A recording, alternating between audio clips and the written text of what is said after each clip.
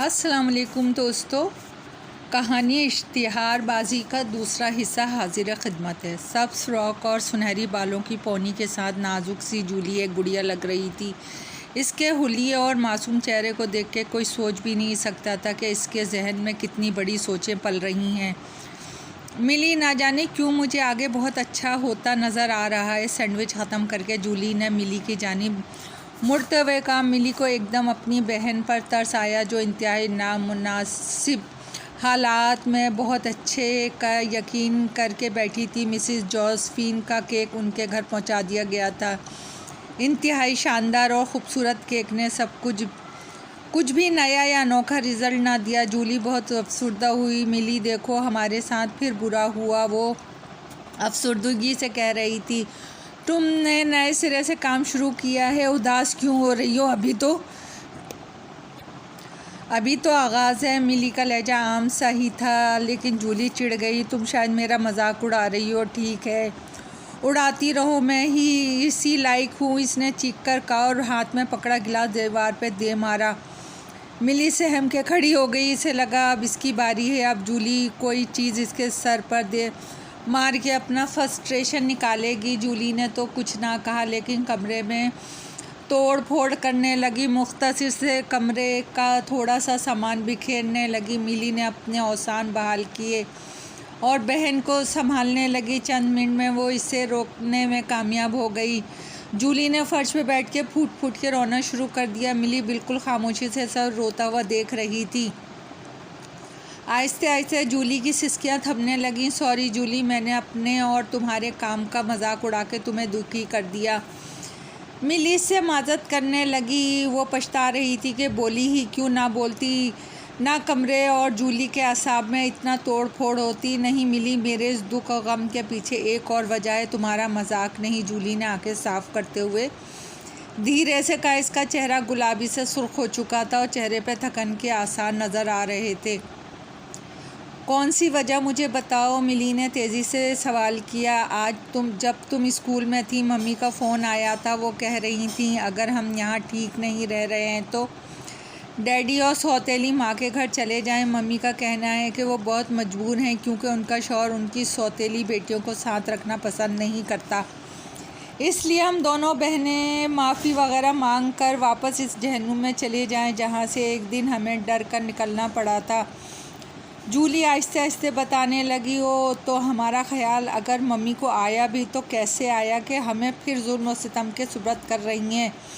मिली गुस्से में थी। हाँ, मुझे भी इस बात पर बड़ा दुख महसूस हुआ। दरअसल हमारी मकान मालिक ने मम्मी से कहा है कि हम दोनों ज़्यादा से ज़्यादा एक माह यहाँ ठहर सकते हैं। इसके बाद वो अपना ये फ़्लैट हमसे खाली करवा कर किसी और को दे देगी जो इसे ज़्यादा किराया दे सकता है। इसीलिए मम्मी ने फ़ोन किया था। मैं फ़ोन सुनने से लेकर अब तक बड़ी टेंशन में हूँ। मैंने अपनी तवज्जो हटाने के लिए सारा ध्यान बनने वाले केक पर लगा दिया और एक बार फिर सोचने लगी कि शायद कुछ अच्छा हो जाए, लेकिन नहीं मिली। अब मुझे यकीन नहीं रहा। बार बार ख़ुद को आस दिलाते दिलाते मैं थक चुकी हूँ क्योंकि मिसिस जोसेफिन या कहीं और से कोई रद्द अमल नहीं मिला। मुझे लग रहा है कि उनके जानने वाला तो दूर की बात, वो ख़ुद भी हमसे आइंदा केक नहीं बनवाएंगी क्योंकि हमारी किस्मत ही ऐसी है। जूली बताते बताते एक बार फिर रो पड़ी। मिली में इतनी हिम्मत नहीं हो रही थी कि बहन को दिलासा दे सके। वो तो रिहाइश खाना आइंदा ज़िंदगी का सोच सोच के हौल रही थी। अब क्या होगा, ये सवाल इसे लर्जा रहा था। एक बात तो तय है कि हम वापस हरगिज़ नहीं जाएंगे, चाहे हालात कैसे भी हो जाएं। रोना रोक कर जूली ने फैसला कुन लहजे में कहा। इसके लहजे में अपने रिश्तों से नफ़रत वाज़ेह नज़र आ रही थी। बिल्कुल ठीक कहा तुमने, वाकई हम इस घर में वापस नहीं जाएंगे। लेकिन जूली, अब हम करेंगे क्या? मिली ने बहन की भरपूर तायद की, लेकिन साथ ही घबरा के सवाल भी कर दिया। सोचते हैं कुछ, जूली ने धीरे से कहा और मुंह धोने के लिए चली गई। मिली उठकर कमरा दुरुस्त करने लगी। रात को दोनों सोने के लिए लेटी तो जूली अचानक उठ के बैठ गई। मिली, मेरा ख्याल है अगर हम पुरकशिश अल्फाज और शानदार तरीके से एडवर्टाइजमेंट करें तो हमारी तरफ लोग मुतवज्जे हो सकते हैं। क्या कहा तुमने? मिली ने जूली को यूँ देखा जैसे इसकी दिमागी हालत पर शुबा हो रहा हो। मैं ये कह रही हूँ मिली कि हम एक कोने में बैठकर तरक्की करने के ख्वाब देख रहे हैं। हमें अपने काम को मुश्तहिर करना चाहिए, मशहूरी करनी चाहिए। देखना फिर कैसे हालात तेज़ी से बदलेंगे। जूली, क्या तुम जानती हो इस काबिल अमल आइडिया पर अखराजात कितने आएंगे? क्या हमारे पास इतनी रकम है? मिली ने लफ्ज़ों पे ज़ोर देते हुए जूली से पूछा। हाँ, जो थोड़ी सी रकम पड़ी है वो इस काम पर लगा देते हैं, जूली ने पुरजोश लहजे में कहा। वो मायूस तो हुई थी लेकिन जल्दी पूरी उम्मीद भी नज़र आने लगी थी। नहीं, इससे कोई फ़ायदा नहीं होगा और जो थोड़ा से पैसे हैं इनसे भी हाथ धोना पड़ेंगे। ये पैसे इश्तिहार देने के लिए नाकाफ़ी होंगे, इसका अंदाज़ा तो शायद तुमको भी होगा। मिली ने जूली का हाथ पकड़ के समझाया। जूली ने आंखें बंद कर ली। रात को मिली एक काम से है तुमसे। मिली स्कूल से वापस आ रही थी कि जीनी ने इसे आवाज़ दी। जीनी एक अमीर लड़की थी। मिली की जहानत और मासूमियत की वजह से जीनी ने इससे दोस्ती कर ली थी, वरना वो आम तौर पे किसी को मुंह नहीं लगाती थी। हाँ जीनी, क्या बात है? मिली रुक गई। वो काफ़ी थकी हुई लग रही थी। हालात की थकान इसके चेहरे पर नज़र आ रही थी। ना जाने तालीम का ये सिलसिला कितने दिन बाद रुकने वाला है, वो उदासी से सोचते हुए चल रही थी कि जीनी ने इसे आवाज़ दे के रोक लिया। मिली, वो तुमसे नोटिस लेना था। तुम कह रही थी ना कि आज दू होगी। ओह हाँ, याद आया, रुको मैं बैग से निकालती हूँ। मिली ये कह के बैग कंधे से उतारने लगी। मिली ने बैग कंधे से उतारा। जल्दी करो, मम्मी मेरा इंतज़ार कर रही होंगी, हमने शॉपिंग के लिए जाना है। जीनी ने इसके धीमे और थके हुए अंदाज को देखते हुए कहा। शॉपिंग? किस किस्म की शॉपिंग करने जा रही हो तुम? नोटिस इसे थमाते हो मिली ने हल्का सा मुस्कुरा के सवाल किया। मेरी आंटी की परसों सालगिरह है, इसी की तैयारी कर रही हूँ। मेरी आंटी शहर की मारूफ बिज़नेस वूमेन है। उन्होंने बहुत ख़ास मेहमान और मीडिया वाले बुलाए हैं, इसलिए बहुत ख़ास तैयारी करनी होगी। जीनी के लहजे और चेहरे पे बड़ा जोश था। ओ अच्छा, तुम ठीक है तो ठीक है, मैं चलती हूँ, तुम भी जाओ और करो शॉपिंग। मिली ज़बरदस्ती मुस्कुराते हुए बोल रही थी। हालात ने इसे निढाल कर दिया था। वो बैग कंधे पे डाल के चलने लगी कि अचानक इसके जहन में एक ख़याल आया। वो एकदम रुक गई। जीनी रुको, मेरी बात सुनो, वो ज़ोर से चिल्लाई। जीनी गाड़ी में बैठने ही वाली थी। वो मिली की आवाज़ सुन के रुक गई। रुको रुको, बड़ी ज़रूरी बात करना है तुमसे, ज़रा इधर आओ। मिली ने तेज़ तेज़ बोलते हुए इसका बाजू पकड़ा। अरे क्या ज़रूरी बात है जो तुम ऐसे अचानक तेज़ी से आई हो? जीनी को वाकई हैरत हो रही थी कि आहिस्ता आहिस्ता बोलते हुए परे जाने वाली मिली यूं तेज़ी से बोलती भागती कैसे आई है? जीनी प्लीज़ मेरा एक काम कर दो। तुम ये कर सकती हो, मैं तुम्हारे इस काम के बदले में अपने मज़ीद नोट्स भी दूंगी। देखो, इनकार मत करना। जीनी ने बड़ी लजाहत से कहा। कौन सा काम मिली? क्या है जो मैं कर सकती हूँ और तुम इसके लिए मुझे मज़ीद नोट्स देने को तैयार हो? अपने ड्राइवर को ज़रा रुकने का इशारा करते हुए जीनी ने मज़ीद हैरान होते हुए पूछा। जीनी, मैं और मेरी बहन जूली बहुत अच्छे केक बनाते हैं और ये बात मैंने तुम्हें पहले बताई भी है। मिली ने कहा। हाँ, तुमने बताया था, मुझे याद है। जीनी ने सर हिलाया। मैं तो बस हेल्प करती हूँ। दरअसल सारा काम जूली का है। वो बहुत मेहनत और नफासत से इंतहाई खुश जायका और ख़ूबसूरत केक बनाती है। लोग मुख्तलिफ़ मौक़ों पे हमसे केक तैयार करवाते हैं। हमारी कोई शॉप वगैरह नहीं है, घर के किचन ही में सारा काम करते हैं। लेकिन यकीन करो, मेरी बहन के हाथ का जायका मशहूर शॉपों वालों से भी कहीं बढ़कर है। मिली जल्दी बोल रही थी। जीनी को इसकी बात समझ आने लगी थी। तो तुम ये चाहती हो कि मेरी आंटी की सालगिरह पे? जीनी बोल रही थी कि मिली ने बड़े जोश से बात काटी। तुम बिल्कुल ठीक समझ रही हो। मैं चाहती हूँ कि तुम अपनी बिज़नेस वूमेन आंटी से कहो कि वो ख़ास शानदार मौके पे हमसे केक बनवाएं। ये हमारे लिए बड़े एजाज़ की बात होगी। तुम कोई खदशा दिल में मत लाना, म्यार के एतबार से केक बहुत आला होगा। मिली ने कहा। नहीं, मुझे कोई खदशा नहीं, लेकिन मेरी आंटी मेरी बात कैसे मानेंगी? जीनी ने जवाब दिया। अगर तुम्हारी मम्मी से कहें और अपनी मम्मी को तुम मनाओ तो ये नामुमकिन नहीं है। जीनी, मिली ने उम्मीद नज़रों से जीनी को देखा। मैं मम्मी से कहूँ, लेकिन ज़रा मुश्किल है। मुझे नहीं लगता वो इतने बड़े फंक्शन का अहम आइटम मेरे कहने पे मेरे दोस्त से बनवाने पर राज़ी हो जाएं। जीनी ने माज़ा ज़ाहिर की। जीनी तुम किस तरह ये कर दो, देखो इस सेमेस्टर के लिए जो नोट्स तुम्हें चाहिए मैं तुम्हें दे दूँगी, प्लीज़ जीनी। मिली ने इसके दोनों हाथ थाम लिए। अच्छा तो तुम एक काम करो, जीनी ने नरमी से कहा। बताओ जल्दी से। मिली बेताबी से बोली। ये लो मेरे घर का एड्रेस। जीनी ने बैग से कॉपी निकाल के चिट बनाकर मिली को थमा दी। क्या करूं इसका? ओ तो मैं तुम्हारे घर आकर तुम्हारी मम्मी से कहूं कि वो एक आम सी लड़की की बात पर यकीन करेंगी? नहीं जीनी, प्लीज़ तुम खुद ही कुछ करो। मिली चिट पकड़ते बोल रही थी। नहीं, तुम मम्मी से कुछ नहीं कहोगी, बस एक काम करना है तुमको, ध्यान से सुनो। कह के जीनी ने मिली को सारी बात समझाई। मिली के चेहरे पर मुस्कुराहट और उम्मीद नज़र आने लगी। जीनी बात मुकम्मल करके गाड़ी की तरफ बढ़ गए और मिली ने चिट को एहतियात से बैग की जेब में रख लिया। शाम का वक्त था। मिली जीनी के घर के शानदार ड्राइंग रूम में बैठी थी। मुलाजमा से बिठा के जूस दे गई थी। जीनी ने मुलाजमा को पहले ही बता दिया था कि इसकी एक दोस्त आएगी, इसे अंदर ले आना। आलीशान घर को देखते देखते मिली ड्राइंग रूम में आ गई तो इसकी आंखें खुल गईं। इतनी दौलत, इतना कुछ किसके लिए हो सकता है? वो सोचने लगी। इसके जहन में बार बार ये खदशा सर उठाने लगा कि इतने बड़े घर की मालकिन इतनी छोटी और गरीब लड़की की बात नहीं सुनेंगी। इस तरह में इसने जूस पीना शुरू कर दिया। इतने में जीनी एक खातून के साथ कमरे में दाखिल हुई। मिली जल्दी से उठ खड़ी हुई। मम्मी, ये मेरी दोस्त है मिली, बहुत ज़हीन है, मुझे स्टडी में बहुत हेल्प देती है। जीनी तारुफ़ करवाने लगी। मिली बस मरगूब सी इसी तरह दार औरत को देख रही थी जो महंगे ड्रेस में बहुत शानदार लग रही थी। मिली ने झिझकते हुए बड़ी मुश्किल से हेलो हाय किया।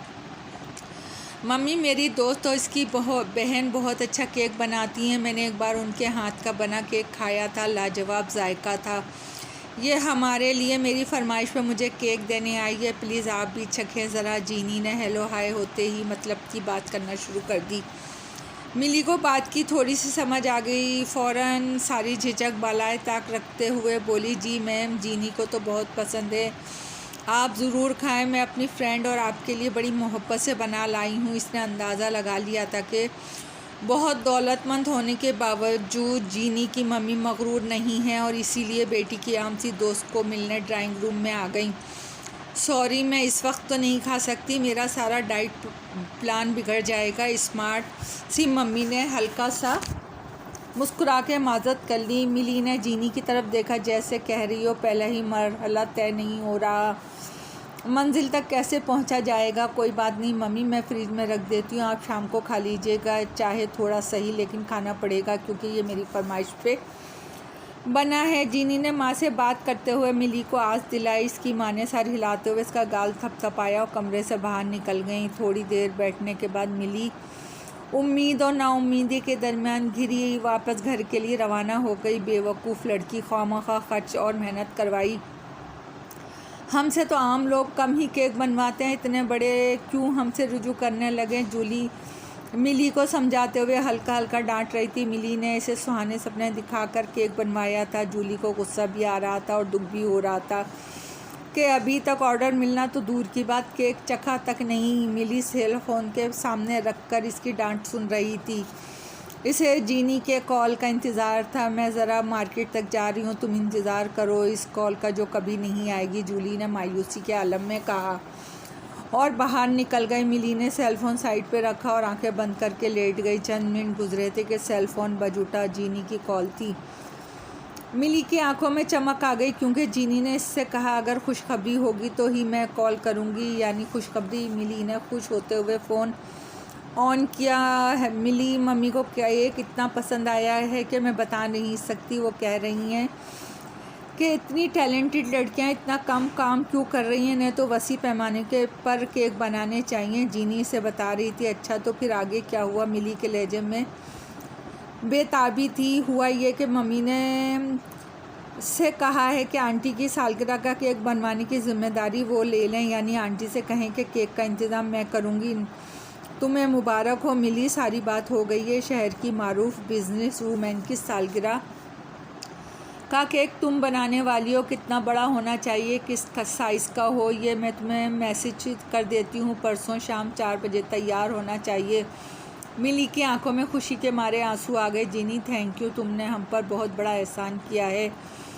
केक जहाँ पहुँचाना है वहाँ का एड्रेस भी भेज दो। फ़ोन बंद करके वो जूली का इंतज़ार करने लगी। थोड़ी देर बाद जूली अंदर दाखिल हुई तो मिली ने बेड से उछल कर इसे गले लगाया। अरे अरे क्या हो गया, गिराओगी मुझे? वो जूली झुंझला सी गई। मैं तो नहीं गिराऊंगी, लेकिन तुम मेरी बात सुनकर खुद ही हैरत से गिर पड़ोगी। मिली खुल के मुस्कुराते हुए बोल रही थी। कुछ देर बाद जूली भी मुस्कुरा रही थी। शहर की बहुत बड़ी तकरीब यानी मिसिस थॉम्सन की बर्थडे केक का ऑर्डर बेघर गरीब गैर मारूफ जूली को मिल गया था। केक का साइज़ काफ़ी बड़ा था, पैसे खूब मिलने थे और दोनों बहनों ने तकरीब में शिरकत भी करना थी। जीनी ने केक लेके आने वाली अपनी दोस्त और उसकी बहन को भी मेहमानों की फहरिस्त में शामिल करवाया था। मिसिस थॉम्सन की पुरवकार अमीराना तकरीब की ये गरीब तरीन मेहमान थी। जूली ने अपनी तमाम तर सलाहियतें इस केक पे लगा दी। काफ़ी ज़्यादा काम था क्योंकि बहुत बड़े साइज़ का केक बनाया था। जूली और मिली ने बड़ी मेहनत और जाफिशानी से काम मुकम्मल किया। दोनों बहुत खुश हुई, बहुत पुरजोश थी। जूली और मिली अब तकरीब में जाने की तैयारी करने लगी। इन 2-4 कपड़ों में से ढूंढकर मुनासिब लिबास निकाले। मिली बाल बना रही थी, जूली शैम्पू कर रही थी। वो दोनों अपने आप को अच्छे से अच्छा बनाने में लगी हुई थी। क्या सोच रही हो? गीले बालों में तौलिया रगड़ते हुए जूली ने मिली से सवाल किया, जो अपनी तैयारी मुकम्मल करके खिड़की में खड़ी ना जाने किन ख्यालों में खोई हुई थी। हाँ कुछ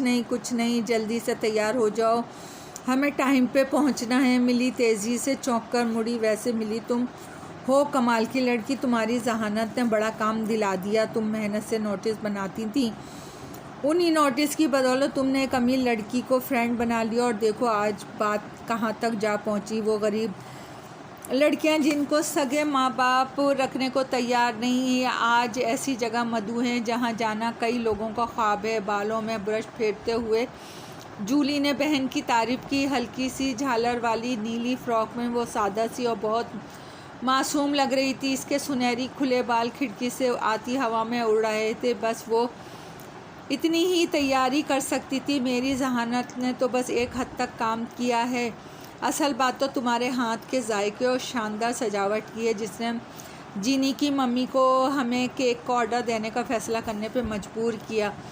सच्ची बात यही है कि ये सब तुम्हारा कमाल है। मिली ने खुले दिल से सारा क्रेडिट जूली को देते हुए कहा।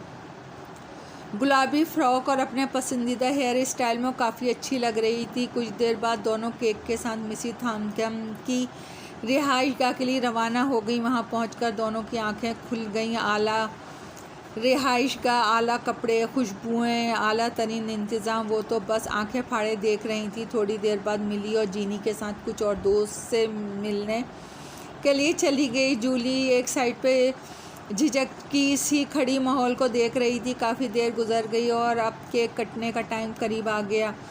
सारे मेहमान और मीडिया वाले पहुंच चुके थे। रिहाइशगाह का वसी अरीज़ खूबसूरत लॉन बड़ी दिलकश अंदाज में सजाया गया था।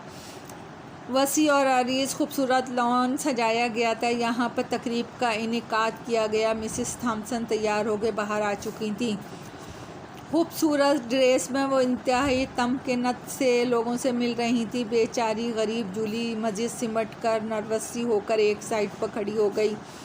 वैसे भी मिसिस थॉम्सन कौन सा इस तक पहुंचने वाली थी। उन्होंने तो बस चंद लोगों से हेलो हाय की और बाकियों की तरह मुस्कुराते हुए हाथ हिलाया और इस टेबल की जानिब बढ़ गई जहां जूली और मिली के हाथ का बना केक रखा हुआ था। कुछ अहम मेहमान अभी नहीं आए थे, इसलिए वो टेबल के नज़दीक मौजूद एक कुर्सी पे बैठ गई। सुनो, एक धीमी सी सरगोशी थॉम्सन हाउस के मुलाजिम को सुनाई दी।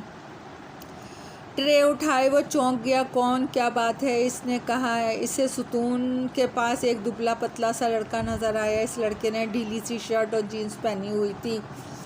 सर पे कैप इस तरह थी कि माथा मुकम्मल ढका हुआ था। मुंह पे मास्क था। जय हुलिया और स्टाइल से वो कोई मुलाजिम टाइप लड़का लग रहा था। एक अहम बात बतानी थी। इधर आओ। लड़के ने मुलाजिम का हाथ पकड़कर धीमी आवाज़ में कहा और बग़ैर तहमीद कोई बांधे कहने लगा, तुम लोगों को मालूम नहीं तुम्हारे साथ क्या होने वाला है। मिसिस थॉम्सन के बर्थडे केक में जहर मिलाया गया है।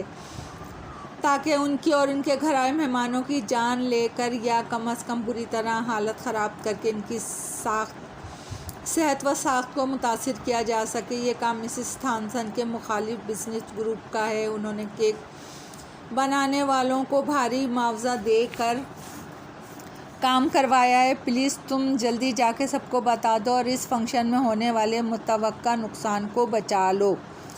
दोस्तों, कहानी अभी जारी है। पसंद आए तो लाइक और सब्सक्राइब कीजिएगा। आपकी दुआओं की तलबगार।